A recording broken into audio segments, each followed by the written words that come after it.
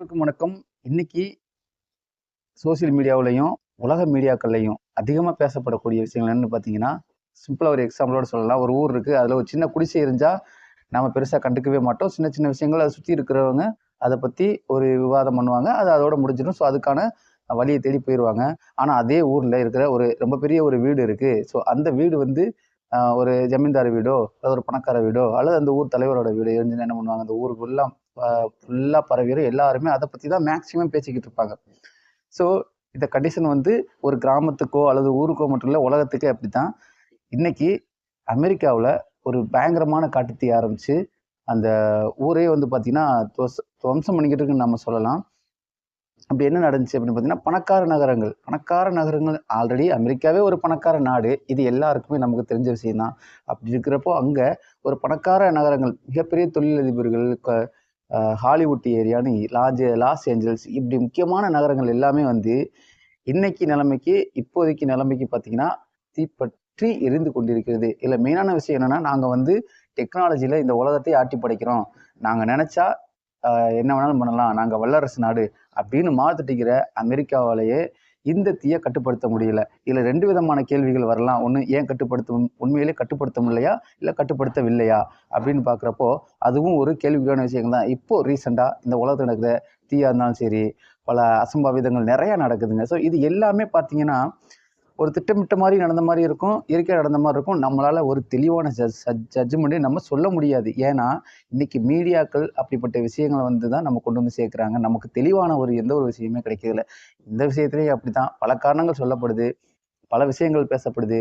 இதுல எது எது கரெக்ட்டா நடக்குதுன்னு நம்ம சொல்ல முடியாது. ஸோ செவிவழி செய்தியால மட்டும் தான் அல்லது காணொளிகள் மூலமா மட்டும் தான் சில விஷயங்கள வந்து நாம கத்துக்கிறோம். இதுல என்ன பிரச்சனைன்னா, காரணங்கள் பல விதமா இருக்கும். ஒரு விஷயம் நடந்துச்சுன்னா, இன்னைக்கு 100 விதமான காரணங்கள அ எத்தன வேணாலும் சொல்லலாங்க. எத்தன காரணம் வேணாலும் சொல்லலாம்.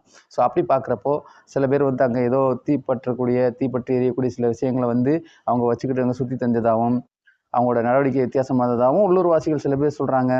அதுபோக வந்து இது நெறையா வந்து இயற்கையாவே பல விஷயங்கள் வந்து இங்க வேற மாரி நடந்துகிட்டு இருக்கு. என்னன்னா வந்து ஒரு காட்டுத்தீ வர்றதுக்கான காரணம் வந்து பார்த்தீங்கன்னா, வந்து நெறையா வந்து வறட்சி ஏற்பட்ட காலங்கள்ல வந்து அதுவே இயற்கையாவே வந்து தீப்பற்றி அ எரிஞ்சிட்டுருக்கும்.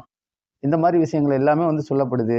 ஆ இது போக இன்னொரு காரணமும் என்ன சொல்றாங்கன்னா வந்து, அங்க சரியான நிதி ஒதுக்கல. இந்த மாரி காட்டுத்தீ வர்றது ஒரு சகஜமான விஷயம் தான். பல வருடங்கள் வரும், சில வருடங்கள் வராம இருக்கும். அப்படி காலகட்டத்தில கரெக்ட்டான ஒரு மேனேஜ்மென்ட் இருக்கும். அதுக்கான நிதி ஒதுக்கீடு. எக்ஸாம்பிள் இங்க நமக்கு வந்து நிதி வந்து சேரல அப்படின்ட்டு இன்னைக்கு வரைக்கும் நம்ம வந்து மன்றாடிக்கிட்டு இருக்கோம்ல. அதே மாரி அங்கேயும் வந்து இந்த காட்டுத்தீ அணைப்பதற்கான ஒரு பட்ஜெட்ல வந்து சரியான நிதி ஒதுக்கவில்லை என்பது அங்க உள்ள சில அதிகாரிகளோட நியூஸா வந்து இன்னைக்கு சொல்றாங்க. ஸோ இப்படி பல விவாதங்களும், பல யூகங்களும் போயிட்டு இருக்கிற இந்த காலகட்டத்தில, இது அமெரிக்காவுக்கு ஒரு மிகப்பெரிய கெட்ட பேரு. என்னதான் இருந்தாலும், கிட்டத்தட்ட வந்து பார்த்தீங்கன்னா, ஒரு 4,00,000 கோடிக்கு மேல வந்து அவங்களுக்கு வந்து அ இதுவரைக்கும் அ அவங்களுக்கு வந்து லாஸ் ஆயிருக்கலாம் அப்படின்னு சொல்லப்படுது. 4,00,000 கோடிங்கிறது சாதாரண விஷயம் இல்ல. நமக்கு சாதாரண விஷயம் இல்ல. அமெரிக்காவுக்கு எப்படின்றது அங்க உள்ள அந்த அரசாங்க நிதிநிலைக்கு மட்டும் தான் தெரியும். ஸோ அப்படி இருக்கையில இந்த 4,00,000 கோடி ஆ அழிவுன்றது ஒரு சாதாரண அழிவா கண்டிப்பா இருக்க முடியாது. இந்த காலகட்டத்தில இத்தனை பெரிய காலகட்டங்கள், எவ்வளவு பெரிய வல்லரசு நாடா இருக்கக்கூடிய அமெரிக்காவுக்கு அவங்களால கட்டுப்படுத்துறதுக்கு ஒரு சரியான திட்டமிடுதல் இல்லையா? அல்லது சரியான ஒரு செயல்முறை இல்லையா? செயல்படுத்தவில்லையா? அல்லது இது எதிர்பார்த்து செய்யக்கூடியதா இயற்கையா? அல்லது இயற்கை மீது பழி போட்டு ஒரு விஷயத்த வந்து இங்க கொண்டு வர்றாங்களா? ஆட்சி மாற்றம், அரசியல் மாற்றம்னு எல்லா விஷயமே அங்க வந்து அம் ஒண்ணு ஒண்ணா வரிசைக்கட்டி நிக்கையில இந்த மாரி விஷயம் வந்து திரும்ப அங்க வந்து ஒரு அரசியலாக்கப்படுதா? அரசியலா பேசப்படுதா? இல்ல அரசியலுக்கு ஒரு டாபிக் எடுத்திருக்காங்களா? இப்படின்னு பல விவாதங்கள் வந்து இன்னைக்கு போய்க்கிட்டு இருக்குங்க. ஸோ ஆனாலும் அங்க வந்து அந்த மக்களோட ஃபீலிங் எல்லாருமே எல்லா நாட்டிலயும் அது வல்லரசு நாடா இருந்தாலும் சரி, வளர்ந்த நாடா இருந்தாலும் சரி, வளரக்கூடிய நாடா இருந்தாலும் சரி, அல்லது பின்தங்கிய நாடா இருந்தாலும் சரி, மக்களோட மனநிலை, வலிகள் எல்லாமே வந்து ஒரே மொழி தான். வலிகள்ன்றது எல்லாருக்கும் பொதுவான விஷயங்கள் தான். இங்க பணக்கார நகரம், பணக்கார நாடு இதெல்லாம் ஒதுக்கி வச்சுட்டு, அங்கு மக்கள் படக்கூடிய வேதனை, மக்கள் படக்கூடிய கஷ்டம்.